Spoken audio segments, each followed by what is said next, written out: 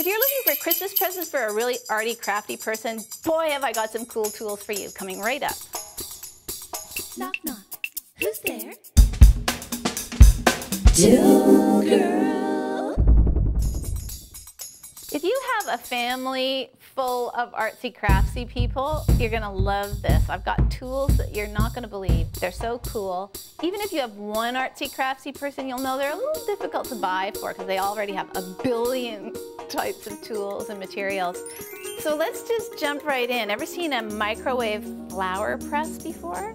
What you do is you just choose the flowers that you want and lay them out on the pad. See, there's like a wool felt pad and then a layer of cotton and then the flowers themselves. With a traditional flower press, it takes like 3 weeks and you have to screw all these wing nuts down and it just takes forever. Not anymore. Or you leave them in the Bible for like a month and then they get all flat. That's another way to do it.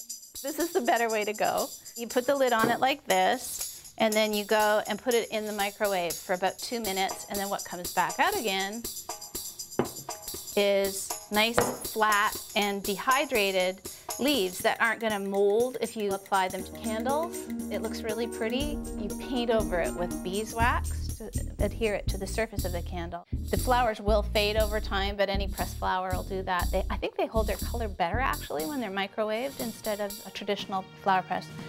If you're not really that good at the whole flower thing though, you can just use screws or whatever. I made this as sort of a manly emergency candle. Like if you need a nut or a screw, you just hit it with a heat gun and melt it right out of there. This is a highly prized utility tool for any man. Okay, so that's the microwave flower press. It comes in 2 sizes. This is an amazing little ceramic knife. That tip is actually ceramic, not metal, and it does extremely precise and detailed work so that you can craft tiny, tiny, interesting little sculptures with paper and then just use the tip to lift them up. You have way more control over your cutout than you would with a normal X-Acto knife, and the balance is just gorgeous because it's just really nicely balanced. Really nice little thing. It comes from England, so that's good to know. It's called the Slice. This is a brilliant new rendition of the seam ripper for anybody who sews. Normally it's that little thing with a ball on it and then the big jutty out thing that you're constantly stabbing yourself with. So the person that re-engineered this was really thinking, the way it works is you just slide it into a seam that you want to take down or a hem. It's so much faster than a regular tool, the kind that we're all used to. Cool, eh? Butyl. It's time we had the talk about butyl. Butyl is also called gasket material. It's basically a silicone-y rubber substance that is incredibly sticky. It'll stick anything to anything for a while and often for a lot longer. And it's the stuff that they use to secure your windshield in place on your car, dead sticky.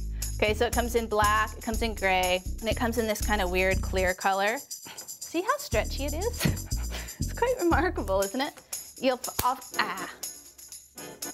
They call that snot tape in the film industry. I've never understood why, but that's what they call it. The next thing I want to show you is a lot of arty crafty people are always cutting up wood, paper, cork, you name it, metal. This is an electric scissors, but not like the kind you had in home ec that really tanked, like they were really bad. The blades wouldn't even meet and they couldn't cut anything.